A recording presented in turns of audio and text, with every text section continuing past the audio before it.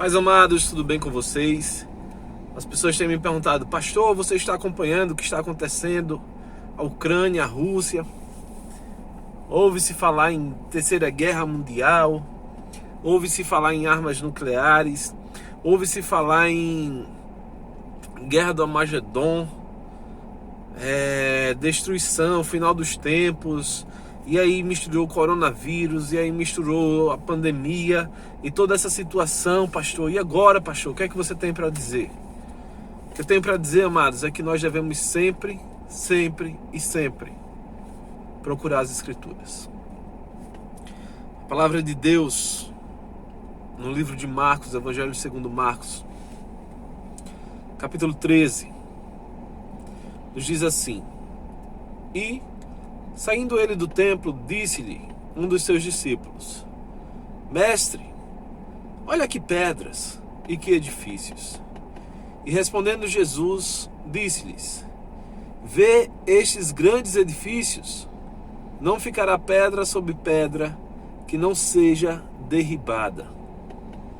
E assentando-se ele no Monte das Oliveiras, de fronte do templo, Pedro e Tiago e João e André lhe perguntaram em particular: Dize-nos, quando serão essas coisas? Que sinal haverá quando todas essas coisas estiverem de se cumprir? E Jesus, respondendo-lhes, começou a dizer: Olhai para que ninguém vos engane, porque muitos virão em meu nome, dizendo: Eu sou o Cristo, e enganarão a muitos. E quando ouvirdes de guerra e de rumores de guerra, não vos perturbeis, porque assim deve acontecer, mas ainda não será o fim. Se você me acompanhou ali até o versículo 7, e lá no 13 diz: E sereis aborrecidos por todos, por amor do meu nome, mas quem perseverar até o fim, este será salvo. Ora, amados, nós estamos em tempos de conflitos, estamos. Nós devemos orar por essa situação. A Bíblia diz que nós devemos orar sem cessar. Nós devemos pedir ao Senhor que esse conflito acabe. Devemos. Mas quando nós ouvirmos falar de guerra e de rumores de guerra, este ainda não é o fim. Meus irmãos, qual é o conselho que nós devemos levar para as nossas vidas em relação a tempos de fins, em tempos de desespero, em tempos de angústia? Nós vimos na história da humanidade vários homens e mulheres se dizendo profeta de Deus, se levantando, dizendo que Deus disse a ele qual é a data, qual é o dia certo que Jesus vai voltar, que tudo vai acabar. Mas Jesus, o próprio Jesus, disse que esse dia ninguém sabe a não ser o Pai. Então não podemos nos desesperar com história de fim, não podemos nos desesperar com datações de final dos tempos, datação da volta de Jesus, datação de problemas como esses. Nós devemos entender uma coisa, que eu como cristão e você como cristão, devemos estar preparados todos os dias para o fim. Porque a volta de Jesus pode acontecer para você e para mim hoje, agora. Podemos simplesmente ter um infarto, um mal súbito.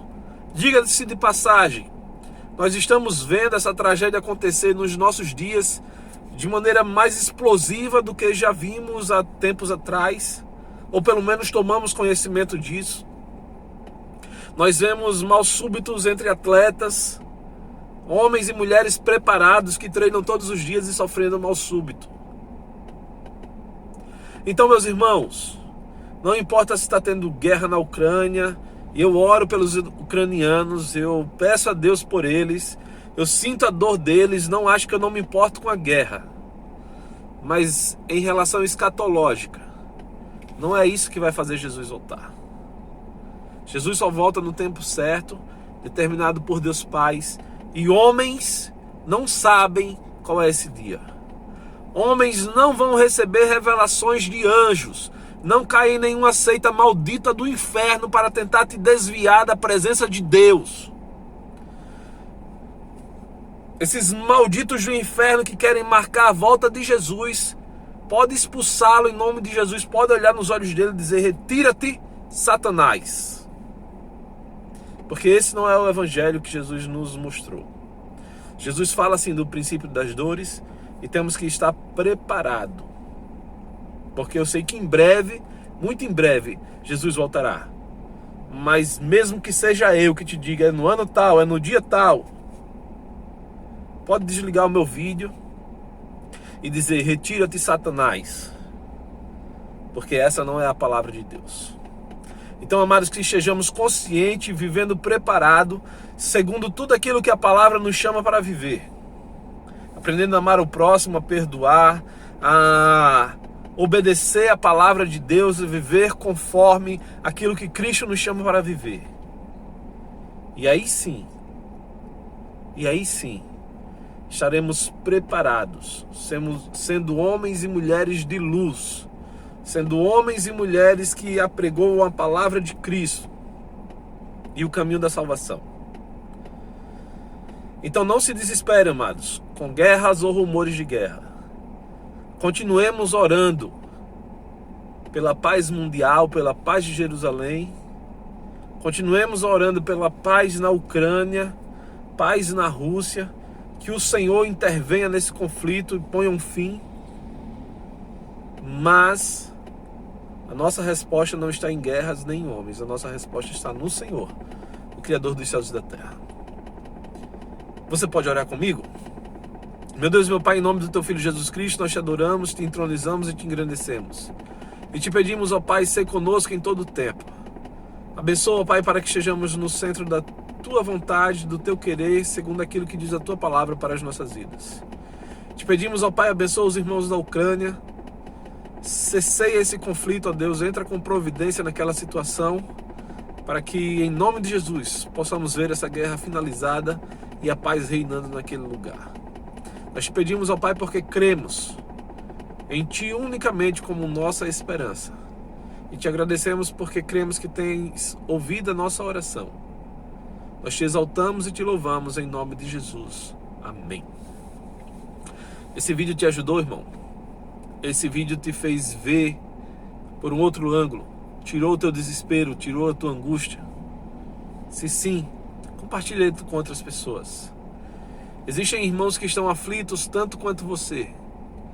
Faça com que essa palavra de esperança, de consolo em Cristo Jesus, essa palavra triunfalista, mas não no sentido da carne, mas no sentido do Espírito de estarmos apaziguados em Cristo, chegue até esta pessoa, para que o nome de Jesus seja exaltado.